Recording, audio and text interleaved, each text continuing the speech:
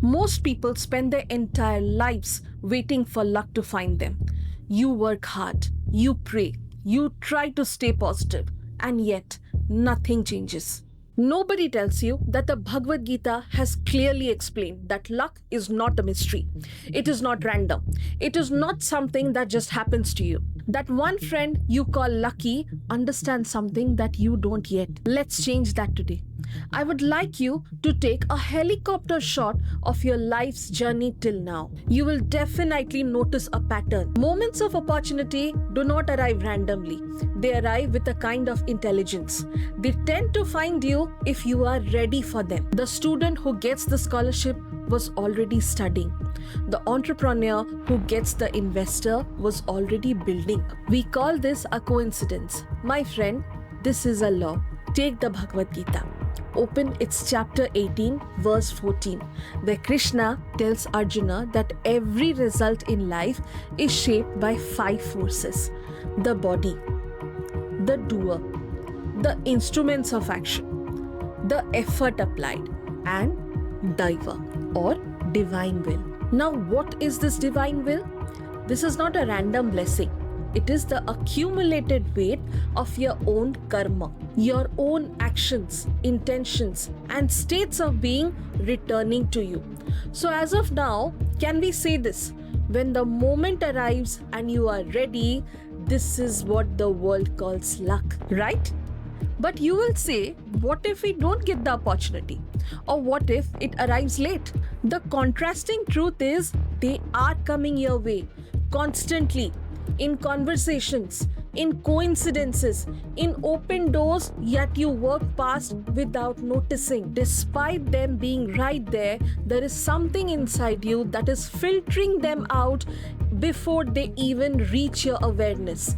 That something is called doubt. Self-doubt or doubting yourself does not work the way most people think it does.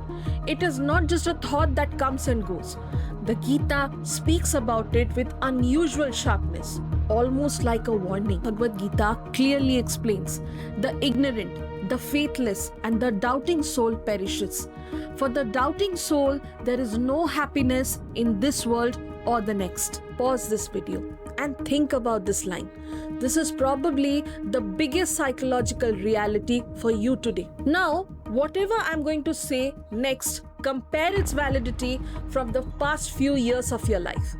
You have conditioned yourself into a state where when an opportunity arises, you question yourself. Do I deserve this? Instead of asking, how do I take this? And in that moment of hesitation, the opportunity passes. You did not miss it because it was not there. You missed it because doubt made you step back. And here is what makes doubt truly dangerous. It does not stay as a thought. Over time, doubt becomes an identity. This is why you can want something very deeply and yet not move towards it. Your conscious mind wants it. Your doubtful mind says you do not deserve it. And your mind always wins until you see it. Now let me tell you how to break this pattern that has been clearly explained in the Gita. The karma loop that nobody talks about. You think karma is about what you do? It is actually about how you react. Now, most people understand karma as a simple equation. Do good things come back. But the Gita's teachings go much deeper than that. Here is the real formula. Judgment, reaction, energy, universe returns as karma. Let's break this down. The moment something happens in your life, an event, a person, a situation, your mind immediately does something.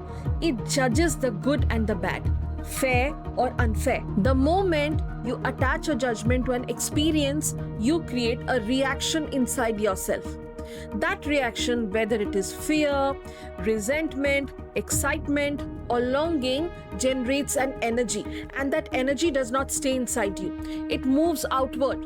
It creates a ripple in the field of your life. So this energy that you created through your judgment and reaction, it goes into the universe and it comes back to you.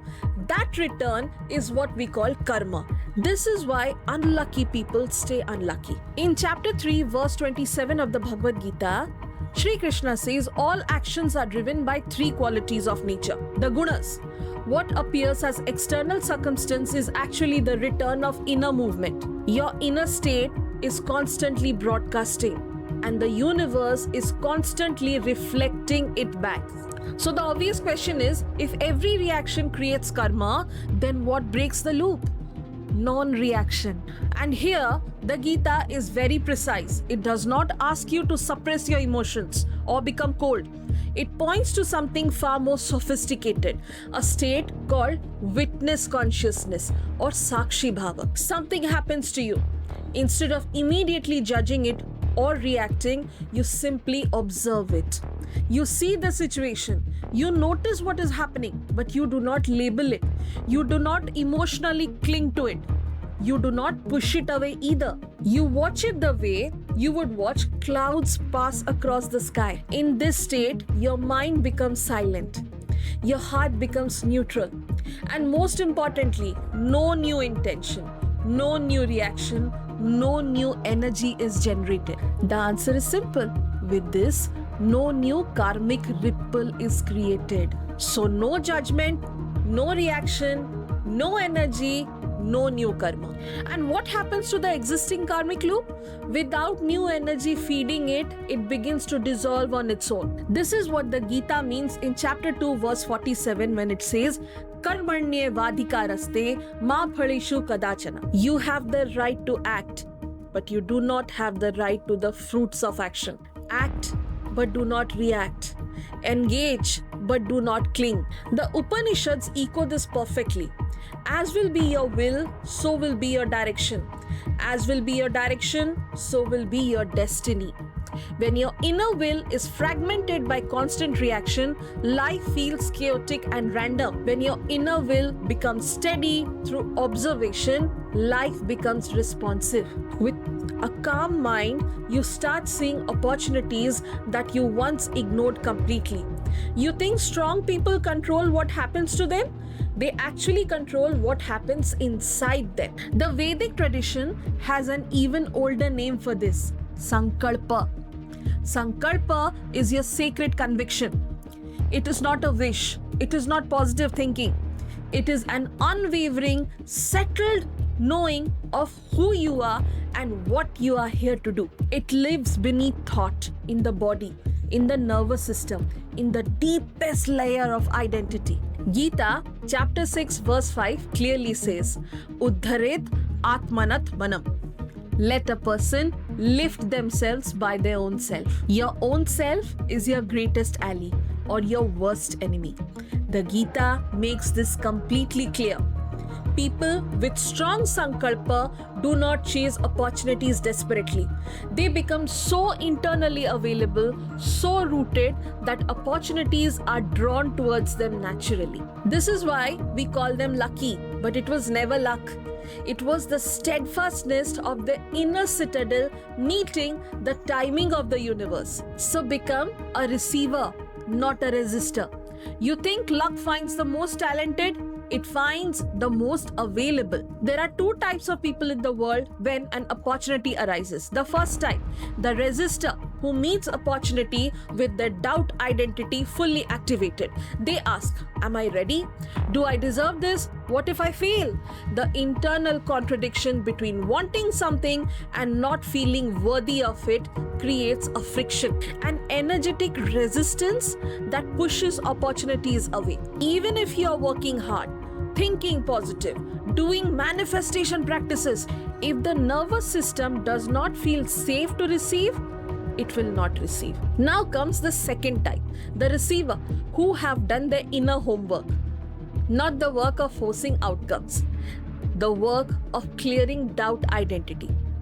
They work in building witness consciousness. They work in strengthening their inner citadel through sankalpa. They meet an opportunity without the noise of self-doubt. They observe it clearly. They move towards it with conviction. And the universe, which only reflects the inner world, reflects that readiness back to them. Gita chapter 9 verse 22 says, Krishna says that those who worship with devotion, those who are fully aligned, fully present, fully surrendered, he personally ensures their yoga-kema, their welfare and fulfillment. The universe has no choice but to deliver. So let's return to where we began. You were never unlucky. You were simply unavailable. Unavailable because doubt had become your identity. Unavailable because your reactions were creating loops you didn't know you were in. Unavailable because your inner citadel had never been built. The Gita's answer is not to chase luck harder. It is to become so internally clear, so rooted in witness consciousness, so steady in sankalpa that luck has nowhere else to go. It has to come back to you. The real question isn't why am I never lucky? The real question is, do you believe at your deepest layer that good things can happen to you? Because the moment you stop needing luck to validate you, that is the moment luck starts finding you. The doubting soul finds no happiness in this world or the next, but the one who acts with clarity, conviction, and surrender. The universe itself becomes their ally.